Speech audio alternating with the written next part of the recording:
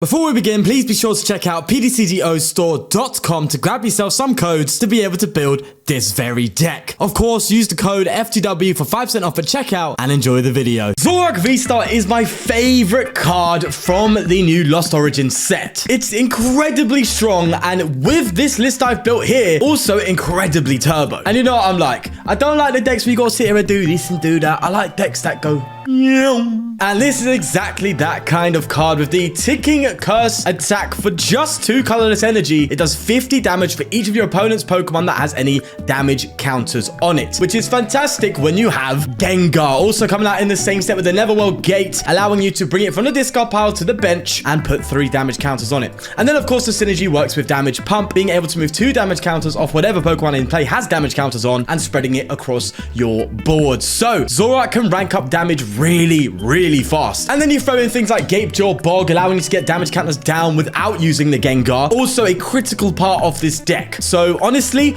that all combined, if you make it all turbo and fast, it just gets damage up so incredibly quickly. It's ridiculous. Also, one extra thing to note, we have Cheren's Care, which is actually usable in this deck. Because it only takes 1 energy attachment to attack with the turbo energy, you can pick it up with Cheren's Care and completely heal off any damage that has been done to the Zoroark, which could completely change the tide of a game. So with that said, I think it's time we get moving with it. One thing you can see in... Oh, we're playing Clefairy. Okay. One thing you can see in this deck is the Diancie. I watched the Zul's video on this deck as well. And... Oh, I should have put the Gapejaw sequencing. I'm sorry, I did it wrong. Was he played the Diancie in the deck? And I was like, what is that for? Why? Turns out that if you have a going second turn like this, you can just go for your Void Return and retreat to the Diancie, so you ain't getting a Zoroark bossed up and KO'd in the early turns of a game in a good matchup. So it's a really decent play. I saw that and I was like, I have to do it. I have to do it. Pardon me. I'm not definitely not using a research here. We have both Zoroark here. I also failed to mention the Phantom Star VSTAR power, which allows you to just... It's basically a built-in research. So that just adds to the turbo drive of the deck, which is really cool as well. So I did initially play it with like Big Barrel and stuff, and that's usually most decks you see will play that. But it's good. It's good. It's good with a Big Barrel, but I like speed. I like speed. And we're talking about the ladder here. Yeah, we're talking about trying to win games as quickly as possible. Just get in there, go ham, so you can grind that ladder, get your rewards, and obviously just develop your account, right? So that's why I've gone for that, which is good. This is like a ladder version of Zoroark, but it's still just as good. So it's not that, you know, it's not like we've set it back so much. In fact, I've developed, right? I've developed it. Oh, you've gone for the escape rope. You actually bypassed it, crying out loud.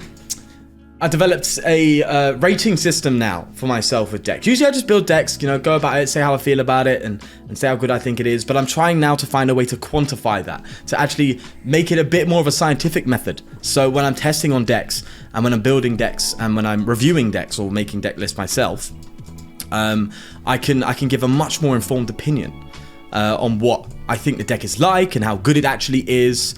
And also understand the flaws of the deck, so I can try and eradicate them, or understand the pros of the deck, so I can, you know, exploit them, I guess you could say, for lack of a better term. Right, let's get the Gengar out. We're not even needing the Gengar, which is the crazy thing, right? Because Gapejaw Bog is just doing it for us. Look at this. Gapejaw Bog's just doing it. We're going to draw some more cards here. Just keep the turbo moving. We could even get more if we wanted to, but that's a little too greedy. So I think we're just going to go ahead and go for Ticking Curse here. Just get the KO. This... Oh, Clefairy. We know what Clefairy be doing, though. We know... Is this...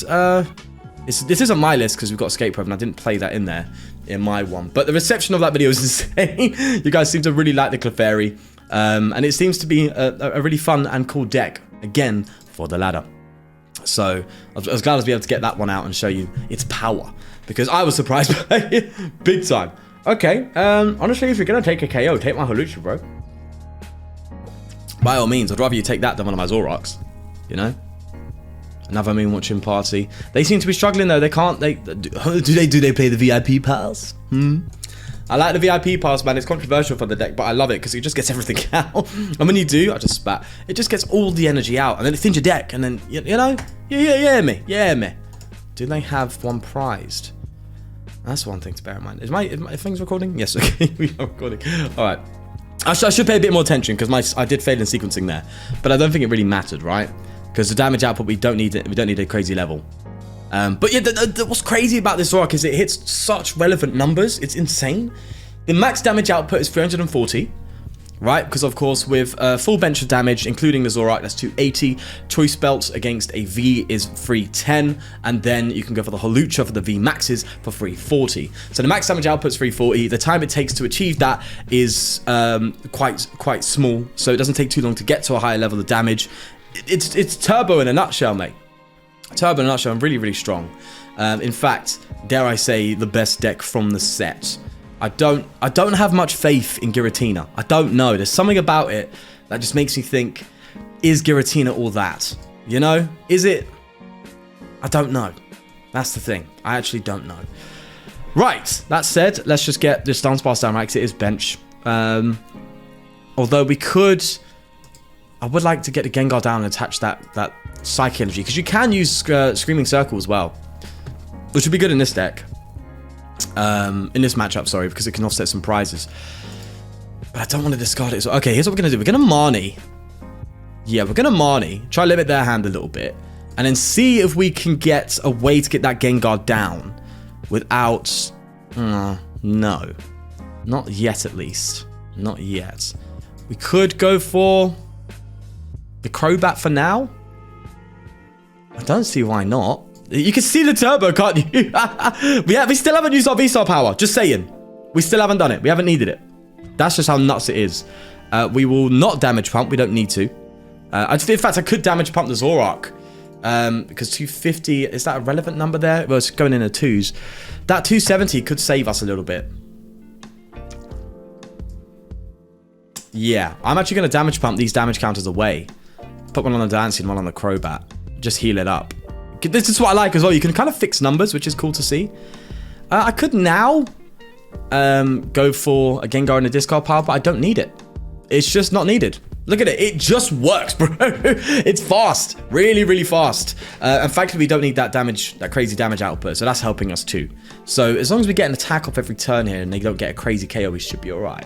Should utilize my bosses a bit better though, because obviously if there's one with loads of energy on it, we want to get it away. Which should be cool. I have been exploring other variants of the Clefairy deck. None of them has shown the same success as the one I've built so far. But I am working on the Clefairy Shadow Rider, which is a bit of a no-brainer, right? You know, people saying play it with Mewtwo. I've seen it in the comments, Mewtwo or Shadow Rider. Both of them work really well. I'm trying with Shadow Rider for now, just to deal with the Pikachu, right? Because we need something that can deal with that Pikachu. And Shadow Rider may be the one, because it has that crazy 1-hit KO potential. If you get this much energy in play, and you have a Shadow Rider down, it's insane, right? The damage output of that Shadow Rider is ridiculous. So I have thought about putting that in that deck, and probably will at some point, if you want to take it down a bit more of a serious route. You know? That's what me thinks, you know? That's what me be thinking. How much are they doing here? 2 times 6 is 120, then it's 140, 160. They get 2 more into play, that brings it up to 200, and they need 4 more? 4 more energy in play? Assuming they don't play any Choice Belts, to get a 1-hit KO here. So I'm glad the 270, the fact that we can move that damage off just gives us a bit more security. And have we discarded the Cheren's Care yet? We have, so we can't use that. But we can just manually retreat. We can do that. Force them to find bosses and stuff. There's another Moon Watcher party. They're doing a lot of work. They are doing a lot of work. But no, they whiffed that. Right, so we're going to use our bosses now, 100%, right? We're going to boss this one up and get rid of it. There we go. This is how you deal with Clefairies. Just boss up the one with the most stuff on it and get rid of it. But this is why I included in my list so many like recovery cards, like rods. No, go for the rescue carriers. Get recyclers in there. You know, just get them out and keep as much Clefairy out as possible every single turn, so you can keep getting attacks off. This one, it's doesn't seem to be doing that so much, unfortunately. They do have recyclers, but they're both down. Yeah, it's interesting. It is interesting. But I think the fact that they don't have or haven't played yet. I don't know if they've just got bad prizes. Rescue carriers is the problem. Rescue carriers really carries the deck, funnily enough. I'm funny. Wow. Oh, man. I am so hilarious. Oh, I'm just amazing. Nah, I'm joking. Right, they're going to take out the Diancie. Honestly, not a big deal. I think we are just walking through this now. I think we have everything we need. Everything we need so comfortably. You know, not once have I sat here this game and gone, oh no, we're in trouble. Not once.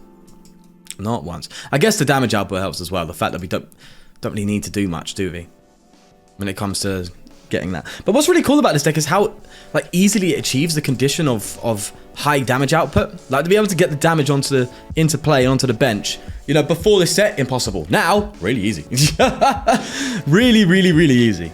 Well, not impossible because the Gapejaw opened it up, didn't it? But it wasn't really needed, I guess you could say. You know.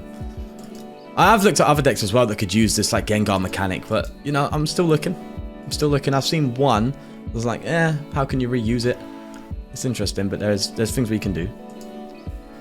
Right, another Clefairy down, another Clefairy out. They're keeping it going, but one thing they haven't got, I haven't seen, is the Greninja. Greninja's a big part of the deck. Just being able to draw cards just helps so much. Really does. They're just not doing it. Unfortunately, though. Yeah, it just ain't happening. Well, how much are they doing now? Yeah, little amounts of damage. And we're taking out the big one as well, so there you go. Alright, do I just retreat? I think I do. I think this is kind of auto, isn't it? Or do I just take the KO? I think I just take the KO, don't I? They can get their KO, I just follow up with one for game. Yeah. Literally, just an auto win. There we are. There we are indeed. This is what I like though, I like the speed. It puts us in such a nice and comfortable position. You know, I'm not stressed. I ain't stressed, bro. Just boom, boom, boom. There's a recycler again. So they even had the 3 recyclers. May have been a different game if they had rescue carriers available. You know, may have been a different game. We could have struggled a lot more, that's for sure. Oh, there's the Cynthia. It's just too late now, isn't it?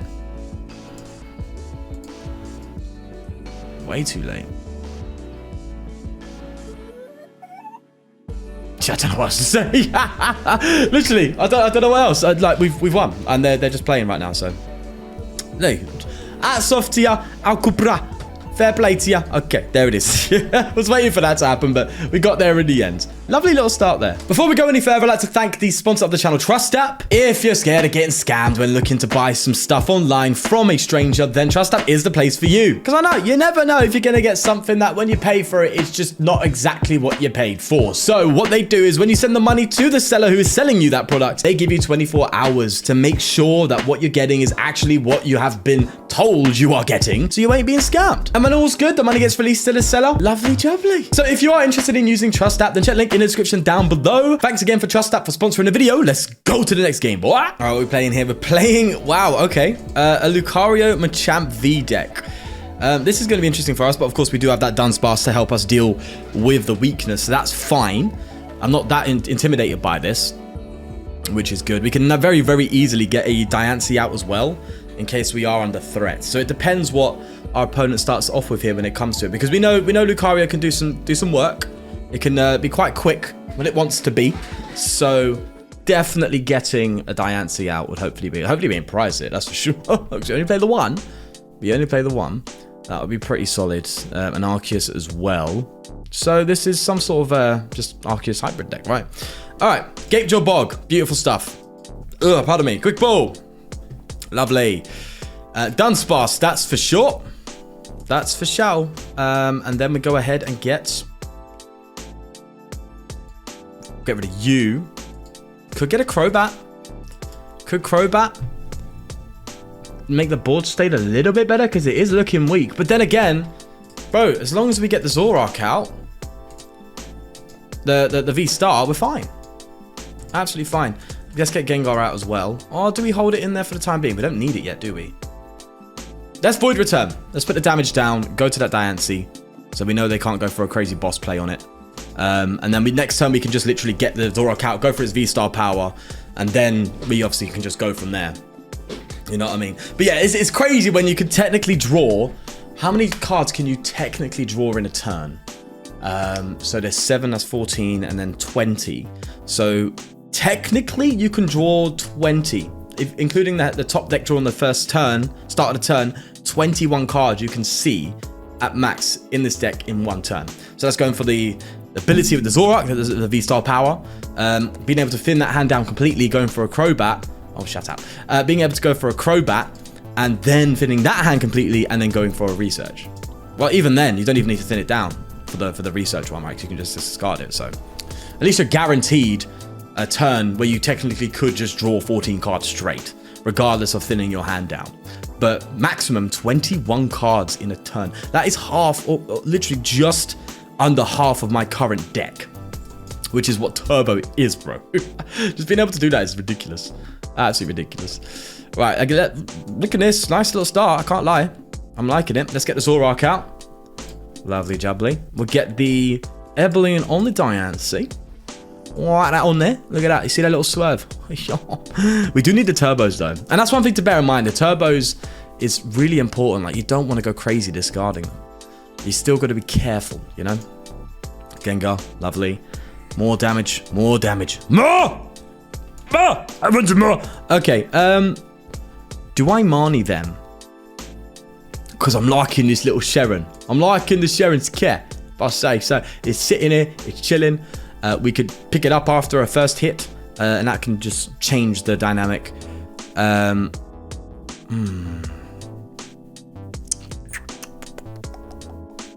I Marnie? No, I don't think I will. Me don't think we will. Let's go for an Air Balloon there. I think we just hold. Right, we've got KO. That's fine. 180. Yeah, I think we just hold. But Cheren's Care is going to help us a lot because we're now due a hit from this Arceus, and that can change the trajectory of the game, obviously. So I think being able to pick it up and potentially, you know, dig for a one-hit KO on this Arceus would be nuts.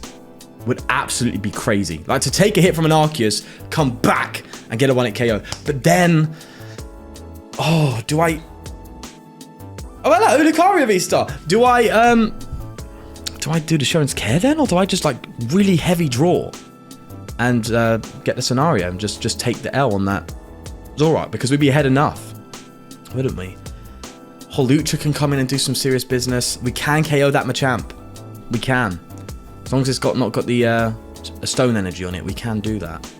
So we could get a Hawlucha down on the bench, damage pump around. So we could be super aggressive and not even need the Cheren's Care. Like, just obviously we do need the Choice Belt or just damage pump and another Pokemon on the bench. Yeah, so literally Pokemon on the bench and a damage pump is enough to KO it, assuming they don't go for a charm here. If they do, then we need the Choice Belt. So we're going to literally dig for Hawlucha and damage pump. That's all we need right now. And then we just take the KO, and then when they come up with that Machamp, which is what I assume they will do, then we can go get the Choice Belt. And obviously another Pokemon on the bench, hopefully. And then we just see the game. Okay, I don't think they're going to do that anyway. I think they're worried about it going down. Okay, so that's not their strategy. All right. No worries. But I think we turbo this. I think we go for it. All right. Let's screw it. Let's go. This is what we're here for, right? We're here for that speed. Give me speed. Hawlucha, but no damage pump. It's still fine, though. We have the KO because they hit us. They set up their own demise, my friend. Love it. Absolutely love it. There we go. A one-hit KO on the Arceus V-Star. Beautiful stuff. Love to see that. Come on. There. Boss's orders as well. Critical. Okay. So now all we need is what I think is a Pokemon to bench and a damage pump. And a boss play, right? Pokemon to bench. No, not a damage pump. We need a Pokemon to get on the bench and a Choice Belt and a boss to win, right? That's to win, by the way. That's not even to win next turn. That's not even to win the game. Like, we're so far ahead. It's ridiculous. It's ridiculous how far away. Like, I'm sorry, being able to 1-hit KO an Arceus without any damage modification at all is insane. I'm sorry, that's nuts. None. Ridiculous. Oh, it's madness. I love this deck. This is like literally, as I said, my favorite deck right now. I'm just blitzing it, absolutely blitzing it, and just getting dubs. Ridiculous. Absolutely ridiculous. I think this is something I would play on PTCGL, because one thing PTCGL has that PTCGO doesn't is you kind of, when you're playing on the ladder on PTCGO, obviously it doesn't matter whether you win or lose, it just matters how many wins you get. So you're more inclined to play turbo decks, you're more inclined to play decks that just get quick wins, scoops, so you can rack up those rewards, right? Obviously when you lose, you get less, there's some things you get taken away from you, but it's not that big a deal. Whereas in PTCGL, you know, there's a ranked ladder, and that one you kind of have to be a bit more serious about it. So, you know, it's a bit, you have to take a different approach. But here, PTCGO, bro, we can just play this deck, and run with it. But even then, this still is, it being a turbo deck, still very, very, very strong, man. Like, it's overwhelmingly strong. Right, so they got the stone, so we cannot take the KO now, unfortunately, the 1-hit KO. But we can boss and go for a KO on the Lucario VSTAR. And then, you know, find another boss, hopefully, and just go from there. Like, that's really all we got to do, innit?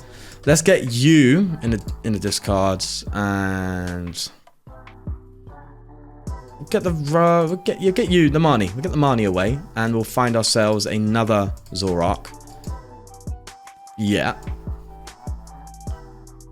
Then we boss this up. That's going to be a total of 300 damage on that card. Come on! Come on! I love this. I love the speed. Also, I did pull this. So cool. It's beautiful artwork. Look at that. I did manage to pull that from a pack. Crazy. Absolutely beautiful stuff. Again, my pack luck has been insane. I think I also got that Giratina, the really pretty one. Untradeable though, which sucks. Anyway, next game. Let's go. Oh yeah. Oh yeah. Oh yeah. Look at his hand. Wow. Wowzers. Absolute wowzers, bro. I think I'm going to get rid of the Lotto. And we'll go for, I don't know what we're up against, just Suicune. So we don't need to worry about that Hawlucha or the Dunsparce. So we can just really just build our Zoroarks up, bro. Go for this. Yes, I know I'm not getting any damage down, but if we can just get a Gengar in a discard pile, a couple damage pumps, we'll be fine. So it's not the end. Do I just... No, we'll hold. We'll hold. We'll hold. It's fine. It's fine. I'm looking to research next turn. I am looking to research. Or do I go for the V-Star power instead? You could get a little cheeky play. I'm not sure. But yeah, I didn't want to overbench because this Suicune can still do some dirt already from the start. But it doesn't look like they're doing that anyway. I thought they were going to go for a Melanie play because the Suicune can just go straight in harsh attack. It'd be 2, 4, 6, 8, 10, 12, 14, 16. I could have done that with Choice Belt. It would have been fine. But didn't want to take no risks. Didn't want to play no risky games. And again, we're playing Suicune, which is going to benefit from us because we want to get a full bench. So, although technically we don't need to hit that 280, so we can do it off the Choice Belt and one space left on the bench. We can have 4 Pokemon on the bench, damage across the board, and a Choice Belt, and it will do it for us. Oh yeah, now we definitely need the Hawlucha. That's for sure. That's for sure. This is going to get interesting now, though. That's, yeah, definite. Because the 1 KO potential of this deck is going to cause some problems. Right then, I think I'm going to go for a research here. Or... no. I was thinking we could go for the V-Star power and boss would still be online and we could potentially get a 1-hit KO on this. And that would really bring us up. No. Screw it. Let's go for this. Let's go for this. We need to get out in the discard pile. We need some stuff. Okay. Lovely. Lovely. Okay. We can go for the Gengar, which is good to see. Did we have the 1-hit KO? I think so, actually. I think we do. Gapejaw Bog. I remembered. Lovely. Then we move the damage across. Oh, no. I think we're only hitting 180 right now, aren't we? We gotta do it. We gotta go for it. We gotta do it. There we go. Hawlucha. Beautiful. Absolutely beautiful. The Hawlucha has set us up for the 1-hit KO. There we go. Ticking curse. See you later, bro. Get out of here. Love it. Absolutely love it. And oh, I don't want all bosses in hand, Jesus. And yeah, I know I got rid of the research, but it's fine.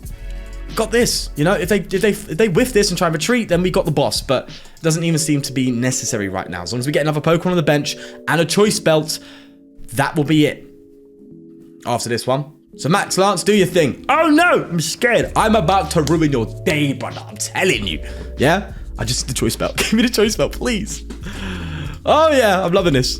Right, choice belt. This is just filth. Come on. All right, no choice belt yet, but I'll take the turbo. I'll take the turbo because we can get another one down. Attach a turbo to it. Bro, just as a fail-safe, just in case. Right, that's damage across the board. Currently, we're doing 310 damage. We need the choice belt to get the KO. And we get it! Look at that! Come on! What is this? Huh? Bye-bye! Have a great time. Come on. Bro! This is insane. Honestly. Insane. Come on. I love the turbo variant, man. I love the turbo. Don't get me wrong, I love your barrel, but this is just, it's so oppressive. Like, look, look at their board, bro. Look at their board. No, they have to a million. Wow. Madness. How long have I been, bro, I haven't even gotten to 30 minutes in recording, and I think, have I won 3 games already? Mad. Mental. I'm gonna have to do another game just to keep the watch time up. Oh, usually I do about 3 games, right? Because you get 2 games, you know, there's one that could be a bit funny and you could, or end quickly, but usually it's 3 games I aim for, right? Because it meets that around 30 to 40 minute threshold. Bro, I've already done my 3 and I'm just about on the, no, I'm under the 30 minute threshold. I've recorded for 30 minutes, but that's including the intro and stuff. So like, bro, it just shows the pace that this deck is working at. It's insane. Absolutely ridiculous. Yeah, I'm in love with this deck, man. Absolutely in love with it. I think this might be the first deck I actually build in real life. Genuinely. I'd love to do that, man, actually. Let the prices drop a little bit, though, you know what I mean? I'm not buying to collect, I'm buying to play. It'd be cool. It'd be really, really, really cool. Oh, it's a Palkia as well. It's a whole shebang. The whole gang, huh? The whole gang's here. Yeah, I know. Sorry, mate. We're just too strong. We got the other turbo, thankfully, so that counts the tempo. The tempo, sorry. 300 damage there as well. Beautiful stuff. Man, what? Bro. Alright, Bidoof, I'm sorry. Disrespecting ya, I know. But listen, the game's the game. Right, I don't know what I'm playing against, so I don't know what to get rid of, if I'm honest with you. But I don't mind just doing this for the time being. Go ahead and get ourselves... Right. Again, we're not too worried about drawing next turn because we have the research. Ah, turbo. Love it. Absolutely love it. We've got the research ready, right? So that's good news. I also do play, I don't know if you saw it in the list. Is it Roseanne's backup, I think it is? Because sometimes you can lose items and stuff, and you can go ahead and lose a turbo. You can get some weird things happen, like crushing hammers and all that jazz. And it's like, let me just increase that little bit of longevity in the deck. So if we do find ourselves in a sticky situation, we can Roseanne's backup. And again, these are cards you can kind of play in a deck because of the V-Star power and stuff. Like if you haven't used it and you find yourself in a tricky spot, you can play the Roseanne's backup and still get some draw with the ability or with the Crobat. So you have the freedom to do that, which I think is really, really cool. And really nice to see. Right. Oh, beautiful.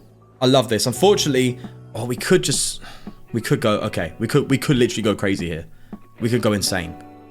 There's potential to go insane right now. But I don't think we should. We need to hit 210, right? Which means we need 4 Pokemon with damage counters on it, right? No, we need 5. In which case, it's not an ideal scenario. Or 4 with a choice belt, which means we need 1 extra card there. We need that will get 2, so we need 1 more on the bench. We need damage pump and a bot. Yeah, that's too many cards needed to go for it. We could have done it, but I want to beat an Arceus. This is Arceus Pika, I think. This is some serious business. Yeah, we ain't playing now. All right. Dunsparce, because we know they have Decidueye. I'm assuming this is the Pikachu variant. Let me go ahead and get the Gengars out. Lovely. There we are. We don't need to damage pump just yet. You know, I don't want them to think I've got it like that. I wanna play the game a little bit. I wanna mess about. Although they could Marnie us, but I have faith. We have. Yeah, it's fine. It's fine. We don't need to do it right now. We don't need to do that. Beautiful start though. Obviously not the best. We could have done it, but if you could see by my hand here, if I played that, maybe I could have done it. Maybe I could have, because I could have got a Crobat as well and maybe drew a boss. But you know, it's fine. It's absolutely fine. They're gonna come with the V-Star, do their thing. Oh, see, they're scared. They fear me. Oh wow, you're Trinity charging, bro. You got nothing. Oh my god. I'm so sorry, but I'm gonna have to ruin your day. Oh no, little damage pump there. Boom, boom. There we go. Just for good measure, I'm gonna go ahead and just drop another one. I think we got the maths. I'm not trying to BM. Just for good measure. There we go. I'm sorry, man. I'm sorry. Arceus. Arceus who? Huh? Arceus who? Huh? This is insane. So this is the new rating system I have been using and will now be at the end of every video. I mean, it's kind of pointless me just showing the deck list again, isn't it? I'll give my final thoughts with this rating as well. But that said, let me explain what the parameters are, how I got the scoring up, and how it all works. So we have the damage potential column here, which basically describes how much damage the deck can do. Is it achieving numbers that you want to achieve? So for example, the Zoroark deck can do a max of 340 damage, which we actually did see in the video. So that's got a very high damage potential. Can you hit numbers like 160? Can you hit numbers like 280, 320? Does it achieve those relevant numbers? And it's not solely just that. There are other factors that play as well, like in spread decks. Like if you're playing a Lunala deck, obviously you start off by poking and spreading, and then you just literally bring up the damage. That would still have a higher damage potential, right? Because you start off low, but you bring up the damage. Speaking of like Inteleon Charizard, Radiant Charizard that is, or like the Poke, Hooper, Moltres, Inteleon deck, that still has a high damage potential, even though it slowly starts off.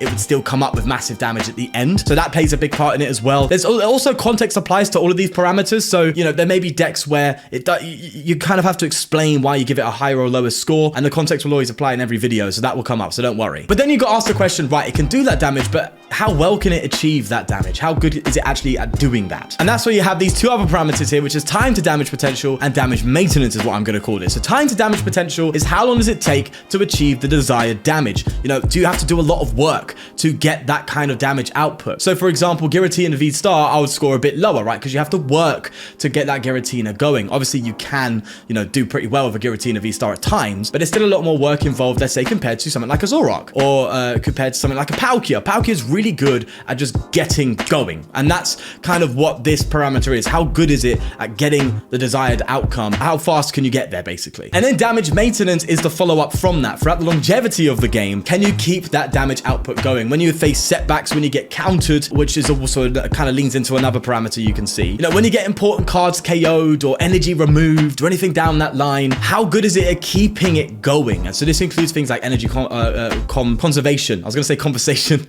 Recovery, all those kind of things. How good is it at going and keeping moving and maintaining its damage output? That's what damage maintenance is. And then there's search potential. So that's just how good is it at searching for things. So we're talking like Pokemon search, we're talking item search, energy search, all those kind of things, trainer search. How good is it at actually being consistent in that matter? Let's say, for example, an Inteleon engine, you give it a 10. It's the best searching engine there is. You technically have an out to all of the things, trainers, items, even energy with energy search. So that would be rated a 10. So that's just an example. And then you have counterability. So this is how the deck does in the format, and how does it deal with cards that counter it? How good is it at actually being a counter deck? So the best example I can give is Arceus Pikachu, right? Because Pikachu deals with so many decks and is able to counter so many decks. And then you have the Decidueye in there as well. So that deck has so much counterability that it gets a 10 in that rating. Zoroark V-Star, for example, doesn't have that much going for it, right? It has a Dunsparce to help deal with getting hit with weakness, which is a counterability thing. It does have some things going for it, but nothing crazy. So it's a lower counter rating. And if you were going to score a 10 on all of these, it would add up to a 50. So the closer the number is to 50, the better the deck is, in my opinion. Also want to add, this is all my opinion. There's literally